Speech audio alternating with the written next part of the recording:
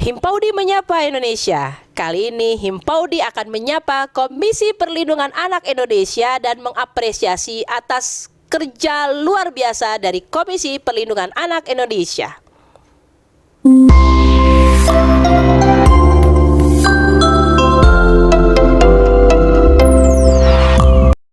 Assalamualaikum warahmatullahi wabarakatuh. Alhamdulillah di tahun 2022 ini Himpaudi Provinsi Banten mendapatkan penghargaan dari Komisi Perlindungan Anak Indonesia sebagai organisasi profesi, yaitu peduli terhadap perlindungan perempuan dan anak di Provinsi Banten. Adapun penghargaan ini diberikan pada saat ulang tahun Hari Anak Nasional di tahun 2022. Penghargaan ini diberikan langsung oleh Bapak PJ Gubernur Bapak Al-Mukhtabar pada saat puncak acara Hari Anak Nasional yang bertempat di Pendopo Gubernur Banten yang dihadiri oleh Ibu Menteri Pemberdayaan Perempuan dan Anak I Gusti Ayu Bintang Darmawati. Tentunya pelaksanaan pemberian penghargaan itu dibarengi juga dengan penghargaan yang lain yang dihadiri oleh beberapa yang mendapatkan penghargaan dari 8 kabupaten kota, dan tentunya merupakan kebahagiaan yang luar biasa atas support dari DP3 AKKB atau Dinas Pemberdayaan Perempuan dan Anak dan Keluarga Berencana Provinsi Banten. Dalam hal ini Ibu Kepala Dinas, Ibu Nina. Alhamdulillah, dedikasi ini kami persembahkan tidak hanya untuk 8 kabupaten 155 kecamatan di seluruh Provinsi Banten, tetapi kami persembahkan untuk seluruh Indonesia. Kenapa Komisi Perlindungan Anak Indonesia menyasar organisasi profesi? Karena memang di dalamnya organisasi profesi adalah organisasi yang berjenjang, ada di tingkat pusat, wilayah, daerah, serta kecamatan.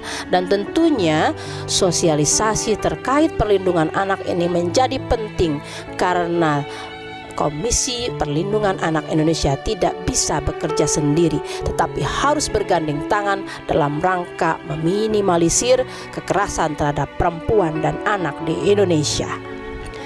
Permasalahan perlindungan perempuan dan anak tentunya harus menjadi perhatian kita bersama. Sekarang ini banyak terjadi kekerasan terhadap anak, di mana kekerasan terhadap anak tidak hanya masalah pelecehan seksual, tetapi tumbuh kembang anak juga harus menjadi perhatian. Kenapa hari ini banyak anak-anak usia dini terkena stunting, dan tentunya ini menjadi ranah kita bersama untuk mencegah stunting sejak dini, karena ini akan menjadi kerugian negara yang luar biasa ketika stunting ini tambah banyak di negara kita. Pelecehan seksual ini menjadi trennya bukan menurun tetapi naik, dan tentunya anak-anak PAUD juga sekarang nih sangat rentan terhadap pelecehan seksual. Untuk itu sebagai organisasi profesi kita mulai mensosialisasikan betapa pentingnya perlindungan terhadap anak sejak dini, terutama di dalam pengasuhan. Pendidikan untuk orang tua atau parenting ini perlu sangat diberikan kepada para orang tua, di mana pola asuh atau pengasuhan kepada anak-anak ini sekarang sudah mengalami pergeseran, karena hari ini anak-anak kita sudah dihantam dengan beberapa efek terkait dari masalah HP atau gadget. Tentunya pendidikan parenting ini perlu dimasyarakatkan terutama di lembaga PAUD. Karena apa? Orang tua di lembaga PAUD perlu diedukasi, dan tentunya tidak hanya masalah terkait juga digital ataupun HP ataupun gadget, tetapi masalah lain tentang pola asuh yang memang masih ada saja orang tua yang melakukan pengasuhan secara kekerasan.